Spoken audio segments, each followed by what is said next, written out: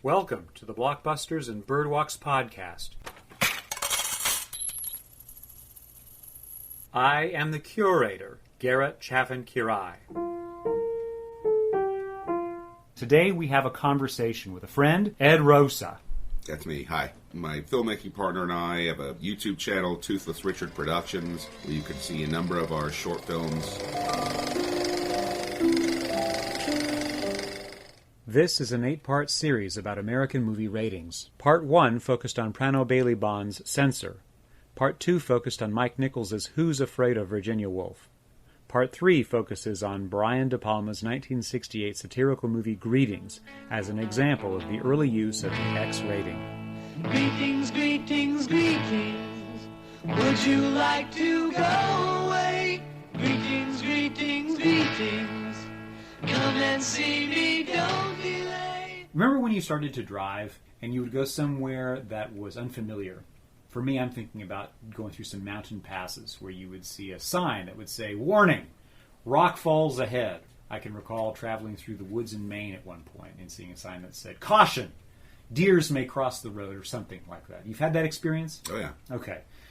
The reason that comes to mind, and reflecting on what we were talking about in our last episode about Who's Afraid of Virginia Woolf, is that the whole of our modern censorship system is putting up those signs. Yeah, basically. In the early example of going through the mountain pass, if there were rocks ahead, this happened one time specifically after a set of rock slides near Malibu that I can remember. It was a caution point of, do I continue on this road or go home? Similar to how a viewer of movies in America since the late 1960s would see a rating and think, is this going to have something that I should see? Yeah. And along the way, another note that I wanted to double back to from our previous conversation, where I tried to reflect upon my time in film school under the tutelage of my former professor, Dr. Drew Casper, who wrote a book several years ago called Hollywood Film, 1963 to 1976. On page 120, he writes, "How did the rating systems work? Any movie could be made, and the producer was not forced to submit his product for a rating. But only those movies that did could carry on prints and advertising materials the G, PG, and R registered with the U.S. Patents Trademark Office as certified labels of the MPAA. The X category was never copyrighted, since Valenti thought if a producer felt that his movie couldn't make the R cut, he would never submit it, and the film would go out unrated. Also, if a producer wanted to capitalize on his film's contumacious elements, he would advertise the film as an X." In other words, what I think my former professor is saying to us, movies weren't required to carry these ratings. But movies that didn't carry these ratings had a harder time getting advertising space in newspapers, magazines, and the like, because those journalistic media referred to the ratings agencies as a responsible body saying, "Rocks ahead. Deer may cross the road," Right. and depended upon that to keep the public off the back of the distribution system of American movies from the 1960s onward. As we were spitballing this topic, censorship, trading titles on things we'd like to explore, one of the things that we immediately bumped into is, what are the firsts? What really is the first movie that carried the G rating? What is the first movie that carried the X rating? And so on. And as we work our way forward, we deal with that through some of the choices we've made on what we're going to cover. I highlight all of this because it's notoriously difficult to know the first when one only consults the interwebs. I like using that term, but there we are. If you were to Google first PG movie, first R movie, first X movie, you're going to get a laundry list of potential titles. But I've learned that's not trustworthy because most internet research is limited by sourcing.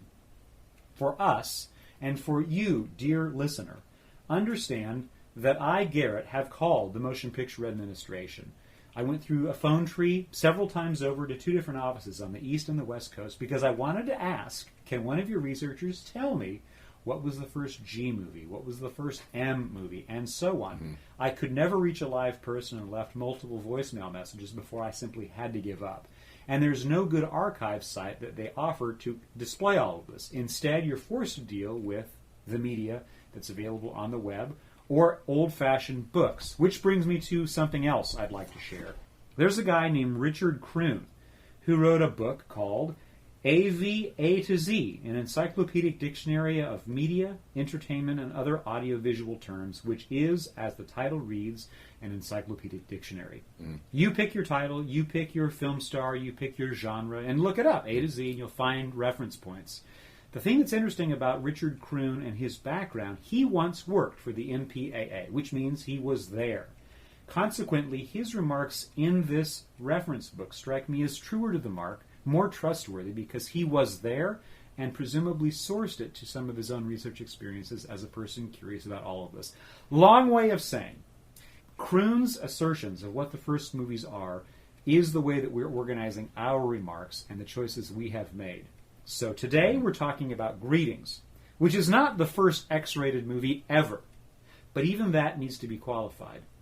What we often think of in the popular media as the firsts are the first ones that we, the public, meet. Right. Later in our time together, we're going to be talking about PG-13, which was developed when we were kids.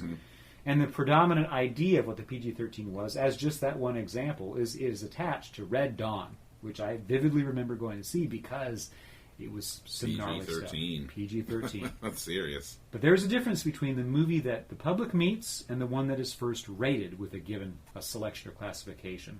So in this example, Red Dawn was the first PG-13 movie that made it into the marketplace where folks like us could go see it. But it's not the first one that the MPAA stamped. Right, not the first one to receive the rating. Correct. And I guess that's again, the conclusion of a very long Right. and totally academic point. But I don't want any hater out in the world listening to this thinking that I'm some jackass who doesn't know what he's talking about. Yeah.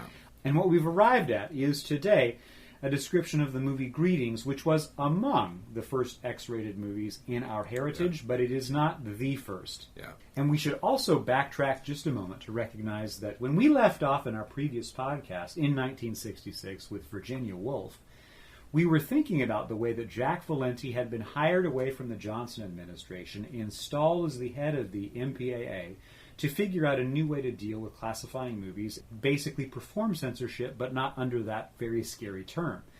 On November the 1st, 1968, this new system is established that encourages filmmakers to submit their work and achieve one of 4 different ratings. The easiest and broadest is the G, then the M for mature, the R restricted, and the X meaning for adults only.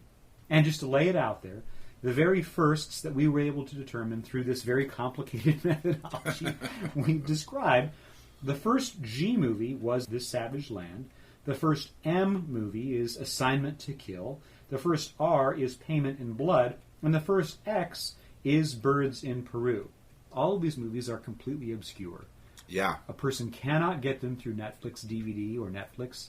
There is really no streaming service that carries them, so I relied on you, Ed, and your great skills with the web. Well, and a couple of them, This Savage Land, I could not find. I guess the point that I want to emphasize is these are difficult movies to find. They're extremely difficult to identify.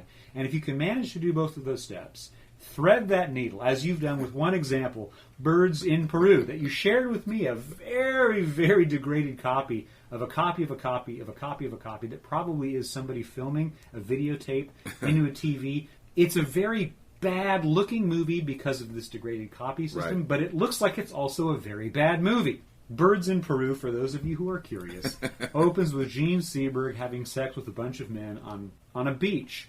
Yeah. There's a way that can be a ravishingly terrific idea. Gene Seberg at the heights of her youthful beauty before she became an object of COINTELPRO's various investigations that destroyed her psychological balance and made her a wreck of a person. A very, very tragic story. Really is. Yeah.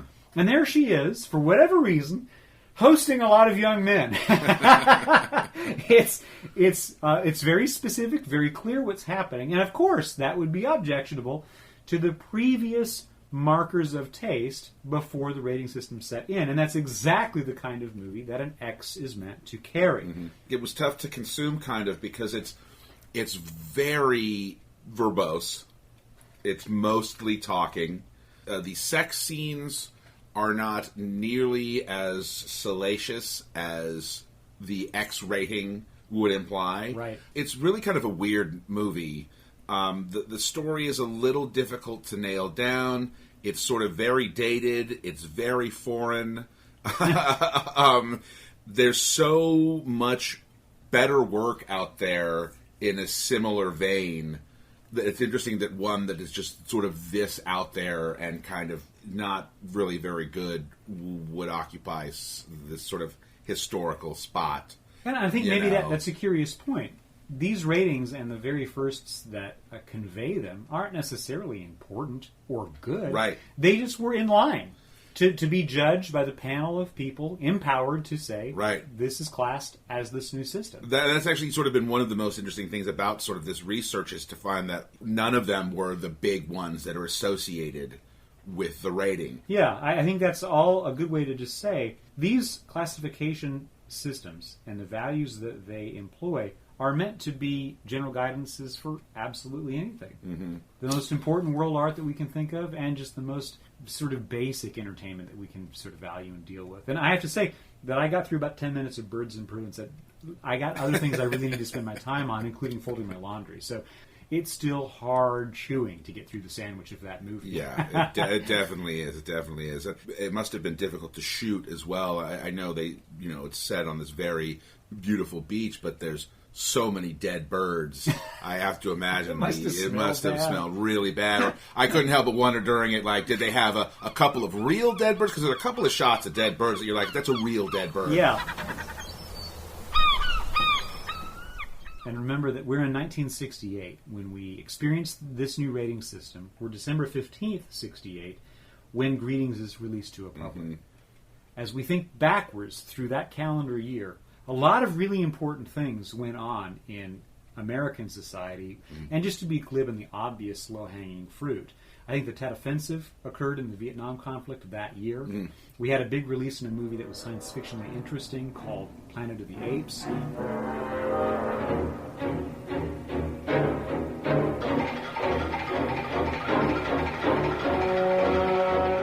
We had a really interesting movie called 2001: A Space Odyssey. Oh, yeah.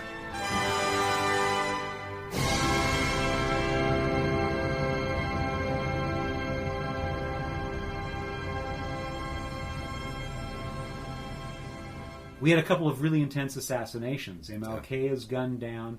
RFK is gunned down. Those things are all happening, and we're coming out of a presidential election by December 68 when this movie lands. And we're kind of at the height of the sort of the free love era, too. 67 and the Summer of Love was just 1 year away. Right, and it seems like, I don't want to, misuse the term Renaissance, but I feel like kind of culturally in America and probably even the world, or at least Western countries, that's kind of like the key year, this sort of consciousness expanding time, whether drugs were involved or not. It seems like that's, society was sort of pushing back on kind of the closed-mindedness, for lack of a better term, of like the 1950s.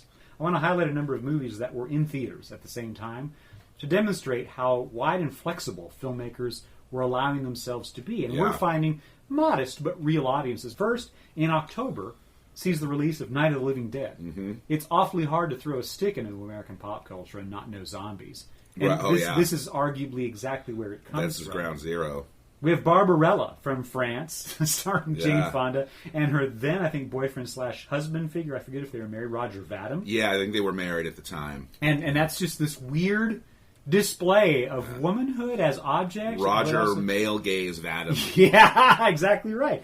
And then later in the month, The Girl on a Motorcycle, which is another one of these interesting imports. I forget if that's from Italy or what have you, but it was also X-rated. Mm-hmm. It was in line to go through the ratings board. That's October. Each of those movies have different values of entertainment to us today, but they're all out there. And then we enter November, where Head by Bob Rafelson is released. So is the Beatles' animated movie Yellow Submarine, John Cassavetes' Faces, The Great Silence by Corbucci, and Sympathy for the Devil by Jean-Luc Godard. Pretty stacked month. Yeah, it really is. And Head gets better every time I see it. I adore that film. And the experimentation allowed, particularly by Rafelson doing Head and Godard for everything that he did in his career. But by the time we arrive at the Rolling Stones documentary film Sympathy for the Devil, we see him really take the form of this is music played on a stage and push. Yeah. What else can it be? And then we arrive at our month, 1968's December, where Candy is released, which is a woman who uses her sexuality and sex work to get ahead and trade favor. And we get The Night They Raided Minsky's by William Friedkin, and Just Because I Couldn't Help Myself. As we enter early 1969, these movies continue to be in release in some locations. Another interesting title shows up in early February, and that is The Wrecking Crew by Phil Carlson, starring Dean Martin, which has been immortalized in its own small way by Once Upon a Time in Hollywood. Yeah, that's the Wrecking Crew is the final of the Matt Helm films, right? Which is which also better than Birds in Peru, but not much. Right, kind of a dreadful movie, and I think to the movies we have just mentioned with one another, that is perhaps the most conventionally organized, old-style, conservatively minded entertainment that's meant to be middle-brow. Yeah. All of the other choices, from Night of the Living Dead all the way through The Night They Raided Minsky's, are unusual. They're pressing genre conventions. Sure. They're pressing the form of movies, the craft, the techniques of how movie stories are told, or even if a story is told at all. A very horny time. Because I think 3 in the Attic also was from '68, and I'm looking at Barbarella. I'm looking at Greetings. I'm looking at Candy. Even The Wrecking Crew to some extent. And I don't know if this is the case, but it's almost like having ratings gave filmmakers permission, or they felt like now we can explore more stuff. I think that's we have this thing. Just the way sex and sexuality is explored in so many of these films that are all right from that time. It's almost as if they said, okay, well, now that you're going to slap a rating on us, okay, we now feel that we're free to delve much deeper into these subjects in a much more frank way. As I blurted, that's exactly right. It is exactly right. I think for some of the reasons we've mentioned, the oldest of the boomers are 21, 22 years old, and they're telling stories about stuff they're curious about. About doing some drugs, about meeting people, about exciting things, about dreadful things that frighten them, about having the sex. Yeah. These are definitely part and parcel of what these movies are explicitly trying to discuss, but also explicitly covering with explicit imagery and sounds. This is a pretty cheap movie, Greetings. The budget figure that I found, I think this was off Wikipedia, says $39,000. And it's not difficult to see how and why. Yeah, I bet Bookmasters let them shoot for nothing. Sure, it's a promotion of that site, which is sadly no longer there. It seems like an awesome bookstore. And this movie is shot, we should mention, it's entirely a Manhattan story. Yeah. It's entirely on location. Everything about it is shot by these young people, led by De Palma. Let me also mention a name that just caught my fancy when I was going through credits. The cinematographer credited for this movie is Robert Fiore. You may not know that name from your own interests, but he went on to make Pumping Iron at the end of the 1970s. Okay. Who was at this time learning about his body literally in old dank gyms, in dungeon-like underground basement settings in New York City. So much so that he caught wind of that tradition that was beginning to build around personalities like Schwarzenegger. My point. These people arranged by De Palma. He's the director, and he's the co-writer, and he's the co-producer. And editor. And editor, too, right? So it's very much De Palma's movie. He was trained, I think, at one of the New York film schools. The reason to emphasize that is the rules for renting studio space, for hiring old union-affiliated craftspeople, whether that's a DP who's been working since the 30s, or a sound designer who was there when Jack Warner turned it on with Vitaphone, or whatever it might be. These are people who aren't trained that way. These are young people with a lot of energy and excitement who are frustrated by, angry with the tradition they've inherited that is closed off from them because of unionism, because of its staid way of doing things, the old-fashioned way. And so De Palma, for whatever reason, was able to amass this amount of money, hire a bunch of people who were on the go like he was. Let's do something quick. Let's do something on the street. Let's do something dirty. Let's experiment. Let's see what we can get away with. Let's find out if we can meet a group of performers, men and women, who will disrobe for us on command. Let's find out if we can film in front of this bank a couple of our performers just gabbing at each other, improvising their way through some dialogue before the security guard runs them off. Let's find out how far we can press a moving camera. Let's find out. Yeah. What's the harm?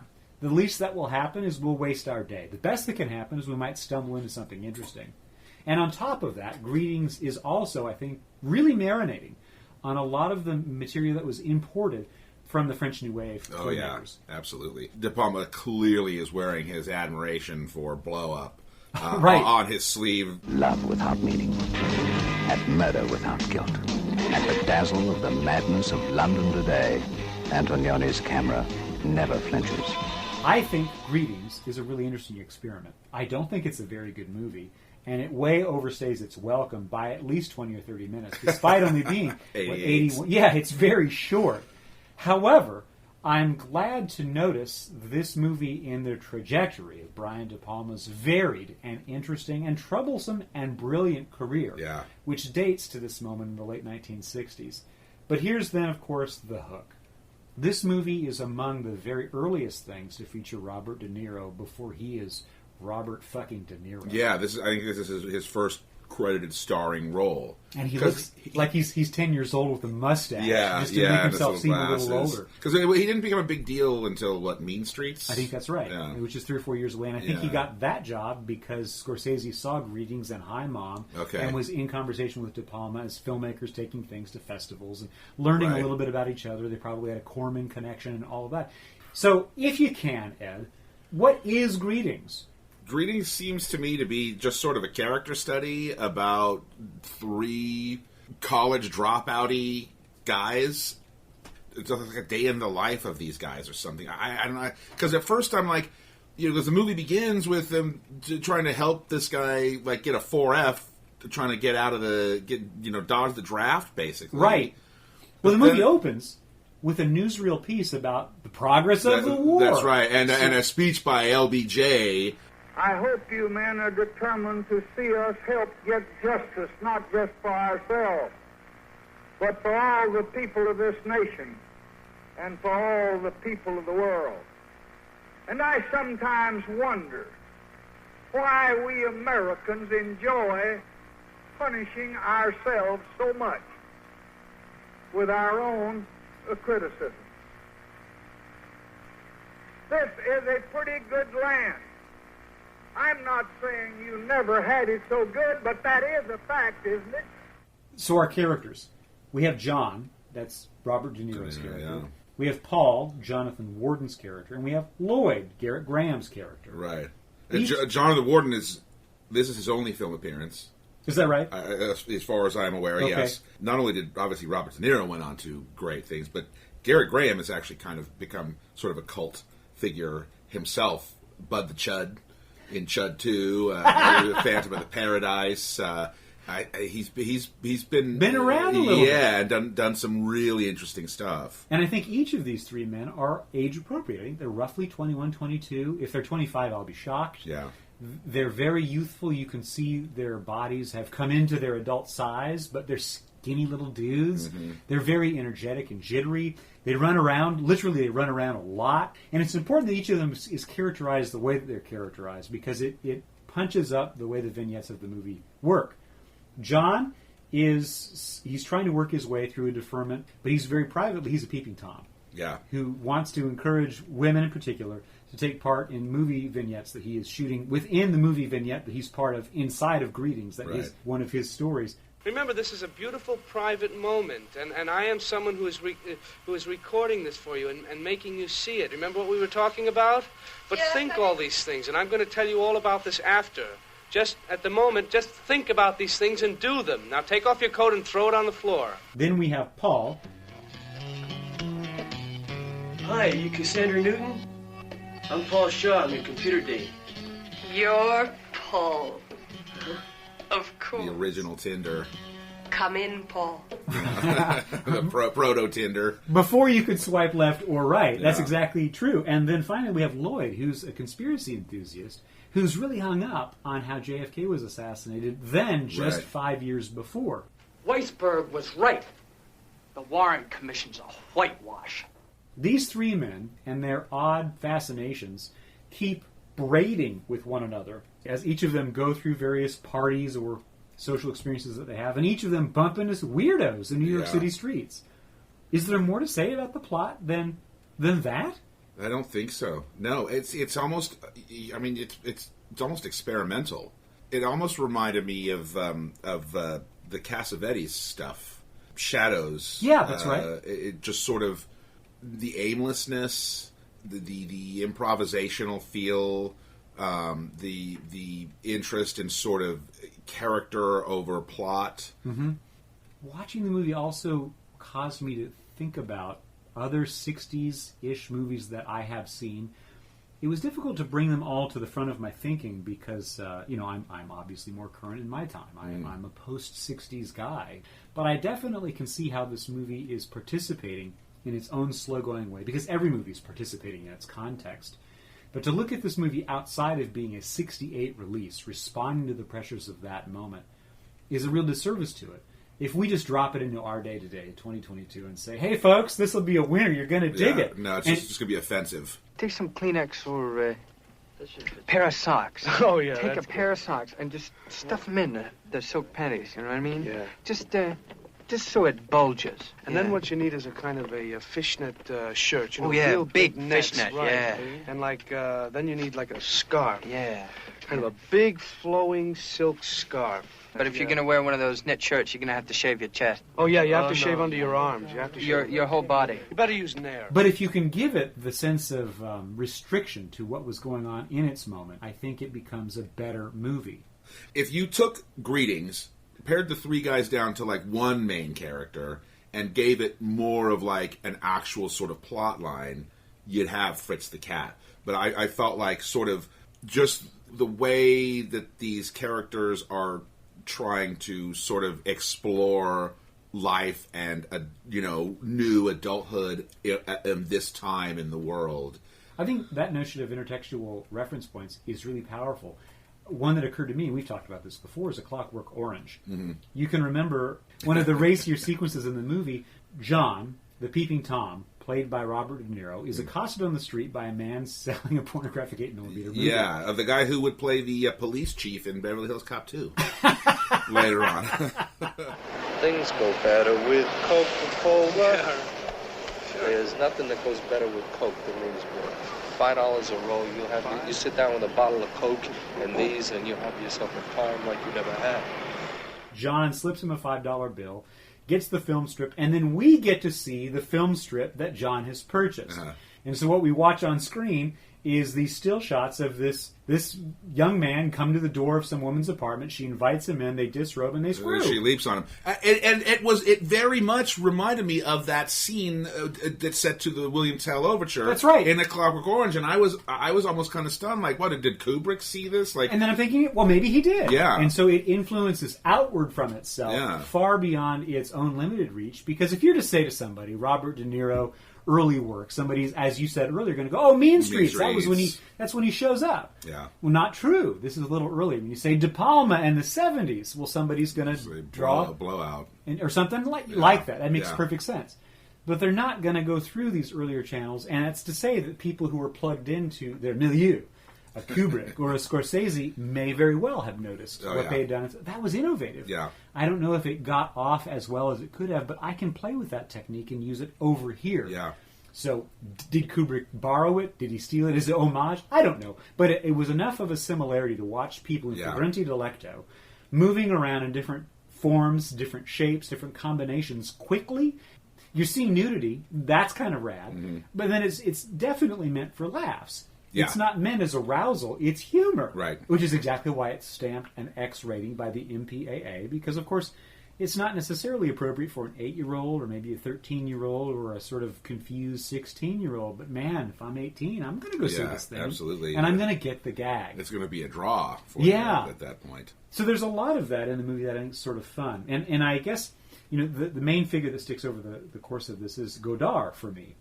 I am not a huge fan of his work because I find his work really difficult to penetrate. He doesn't get into the pleasure centers that are associated with classical Hollywood style on purpose. Mm-hmm. And while I respect that, sometimes I just want Garrett to be rubbed on the back of his head and say, come enjoy this entertainment. Yeah. Isn't he he's kind of like the father of French New Wave. He's one of those, let's say, the 4 or 5 key characters that make it possible. It's interesting because I saw Breathless in a class, a film class in college. For the first time, and it was really interesting because it was a film class that wasn't for film majors. Mm-hmm. It was a film class that was for everybody, jocks, so that you could get that like humanities or that arts chunk of your college education But what was interesting, the class found Breathless to be hilarious. Did they? There was, I mean, I don't want to say people were rolling in the aisles, but I was honestly surprised at how funny this huge class of probably 300 people found Breathless to be, and I had to wonder, was that what Godard wanted? Because if I had just watched Breathless on my own at home... It would have been a sober experience. Right, and I would not have been laughing. Breathless is within the same decade of Greetings, and I think to connect the dots, the general, I think, phrase I want to attach is satire. Mm-hmm. That Godard's Breathless is satirizing, but I think it's doing so with a sober mind. So to be giggling in that strikes me as improper, right? But it's certainly a possible reaction if somebody is not familiar with the source that the satirist, or the person who's doing homage, if you like that term better, right, is performing. All you see is the artifice. Mm-hmm. And that could very well be laughable. Being familiar with the gag, but not the source of the gag, is one form of entertainment, which is going to be more glib. And being familiar with the source that it's reacting to implies a more sophisticated audience and deepens the potential pleasure. I suspect that the people you were surrounded by in that survey class, and I've taken a few in my time too, they were responding to that, let's say, the higher register of more obvious, of goof. Yeah. They were probably responding to technical gaffes as, look at those foolish filmmakers, isn't that stupid, they should have done the job better. Yeah. Rather than recognizing that those choices were made to point out how the conventions are dumb because the convention is defined by something beforehand, which is, to bring us back to Greetings, a reflection on something similar. I forget exactly the timeline of all of this, but the way that newspapers were reporting on the Vietnam War made the American public on a daily schedule very aware of KIA, about MIA. These are new terms to the American vernacular. Because a lot of young people were concerned with having the number pulled, being drafted, going into service, and possibly dying abroad. And there were stories beginning to filter back, very critical stories about how the American war in Vietnam was being prosecuted by the time we're in the middle of the 1968 sort of election season. It becomes this real problem for the leadership in Washington and elsewhere. And there's a meditation in this movie that we keep coming back to, that all of it is about how to escape service. Right. How to put one over on the man by acting like you're homosexual. Or how to be archly so radicalized that you're a gun nut. I asked to see the psychiatrist, and he told me, he said, well, you have you're just a little overzealous, that's all. That's what he told me, you're overzealous. And I said, because I told him terrible things. I said I wanted to kill 50 Chinese a day, that if I was over there, I'd killed, as many as I could, and started swearing, and showed him an armband of a secret organization, a rightist organization that I was involved in. We're kind of in the dawn of sketch. Rowan and Martin's Laughing was on TV at this time. Like, this would, not for a couple more years, but it would give way to, like, Saturday Night Live. This film, kind of like Head, it really is almost just a collection of vignettes or sketches. And it goes back and forth, whipsaw. And, of course, the gag is, that's how TV works. 12 minutes of programming, go get some soap, drink a beer, here's a new lawnmower. Programming. That breaking up of the attention span is very similar to how this movie is purposefully organized to follow around these young men. I guess then my meta point on top of that meta point, this movie's main goal is not to give us any deep psychological reach into the lives of these three young men, but to use them as archetypes of boomer people coming of age, assailed by the national requirements of war service, of growing economic calamity. They're working class in how they are presented. Two of them work at a bookstore part-time. There's no way they can afford their lives and build a future. They are disconnected from what appropriate American values might be, and yet they're sucked into the usual youthful excitement. Sex, a measure of violence, drink. Drugs, Also, they use the song Greetings. Spend a day or two with Uncle Sam. Greetings, greetings, greetings. I'm coming to make a small request. This brings to mind a habit that I've had. I make notes of all of the feature films that I see, because sometimes a title will come up and I want to find out, what was I watching that month that rolled into me having the strong reaction that I had, whether good or bad. Bringing that into Greetings. If there is a De Palma journal out there in the world, it could be so interesting to find out what was on his mind. Yeah, when as he was putting preparing this together. movie. Yeah, absolutely. It's almost as if, like, De Palma had gotten this taste of European cinema between Godard and Antonioni and all this stuff, and just the joy of that. This film is almost like a celebration of those filmmakers and his love of their work. It brings to mind one sequence that I perked up from my general funk of I'm a little bit bored. There's a scene when the camera is placed in close-up in front of a man who codes as a veteran. He's talking about having been in service. And he's smoking a cigarette, and he's talking to somebody off camera. They're stoned all the time. They don't care if the war goes on or not, you know. Behind him, in the unfocused noise of a crowd, we watch a lovely young woman. We're in close-up on this guy. Background is fuzzy, and we rack focus. And we see De Niro straight behind us, deep in the background, crystal clear. We rack focus again to her, walking through the crowd.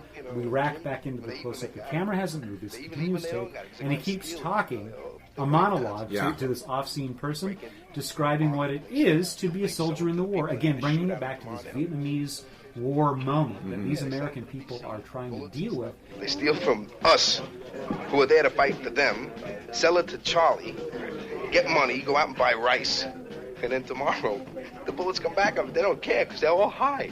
It's really nice. Yeah. And of course, the gimmick of De Palma's whole career has been he's gifted at lifting from masters like Hitchcock, seeing what they do and doing it in probably low genre fare. But that's what they were doing too. Yeah. So there's a lot inside of this movie which brings, finally, I guess, my judgment of what it is. A cool exercise that invites a lot of speculation about why it exists and for what purpose and for whom that is more enjoyable than the artifact itself. But I'm game for that on occasion. Yeah. And this is one of those occasions. On top of that, it is among that small group of movies that first went through the MPAA board and earned an X rating. And so here's an important historical statement that we do well to say out loud. When X became one of the stamps of the MPAA, it was one of 4, G, M, R, and X. And the X was the one that was not placed as something the distributors should push towards the theater owners. In effect, it became disavowed. Right.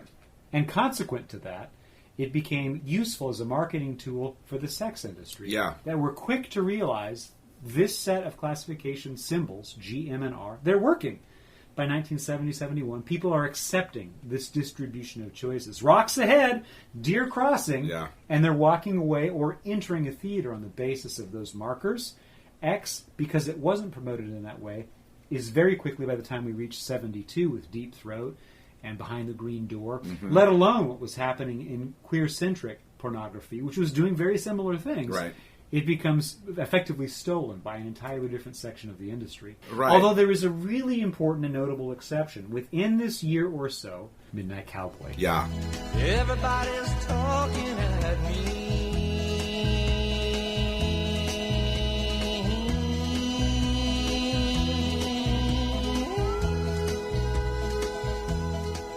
And Midnight Cowboy is initially rated X. It's about 2 hustlers in New York City.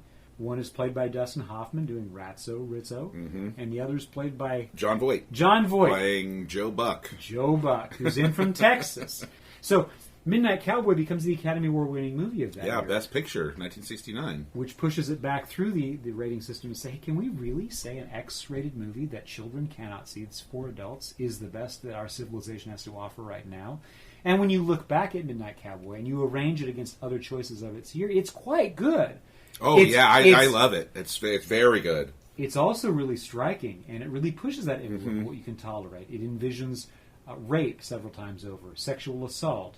Homosexuality. Homosexuality is all through the piece.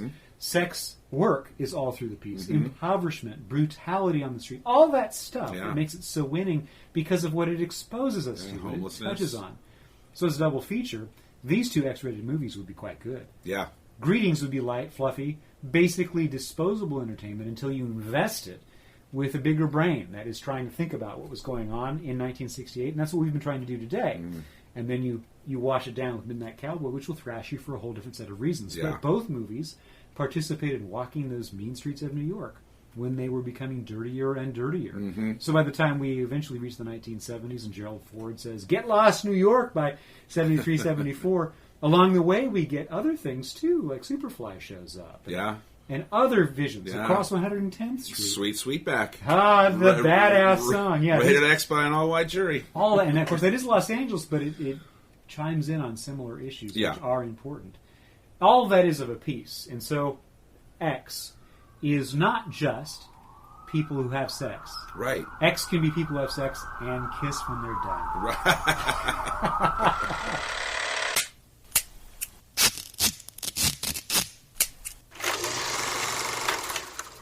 This is Blockbusters and Birdwalks, a conversation between Garrett Chaffin-Quiray and Ed Rosa.